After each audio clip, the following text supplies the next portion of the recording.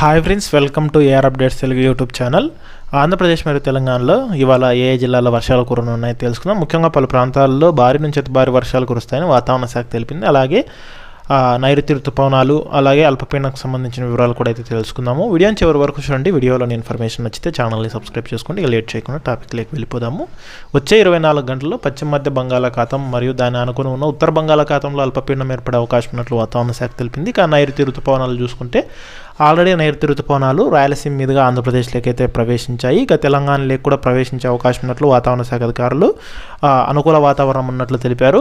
ఇక వచ్చే 2-3 రోజుల్లో తెలంగాణ మరియు ఆంధ్రప్రదేశ్లోకి పూర్తిగా విస్తరించే పరిస్థితులు ఉన్నాయని వాతావరణ శాఖ అయితే తెలిపింది. ఇక వీటి ఫలితంగా వచ్చే 3 రోజుల పాటు పలు ప్రాంతాల్లో మోస్తరు నుంచి భారీ వర్షాలు కురుస్తాయని వాతావరణ శాఖ తెలిపింది. తెలంగాణలో భారీ నుంచి అతి భారీ వర్షాలు కురుస్తాయని అంచనా అయితే వేసింది. ముఖ్యంగా ఇవాళ తెలంగాణలో జగిత్యాల, రాజన్న సిరిసిల్ల, జనగాం, సిద్దిపేట జిల్లాల్లో భారీ నుంచి అతి భారీ వర్షాలు కురుస్తాయని, అలాగే కరీంనగర్, జయశంకర్, భూపాలపల్లి, పెద్దపల్లి, ములుగు, భద్రాద్రి కొత్తగూడెం, వరంగల్, మహబూబాబాద్, యాదాద్రి, భువనగిరి, హనుమకొండ, రంగారెడ్డి, మేడ్చల్, మల్కాజ్గిరి, హైదరాబాద్, సంగారెడ్డి, వికారాబాద్ జిల్లాల్లో భారీ వర్షాలు కురుస్తాయని ఎల్లో అలర్ట్ అయితే ఇచ్చింది. ఇక మిగిలిన జిల్లాల్లో కూడా తేలికపాటి వర్షాలు కురిసే అవకాశం ఉన్నట్లు హెచ్చరికలు అయితే జారీ చేసింది.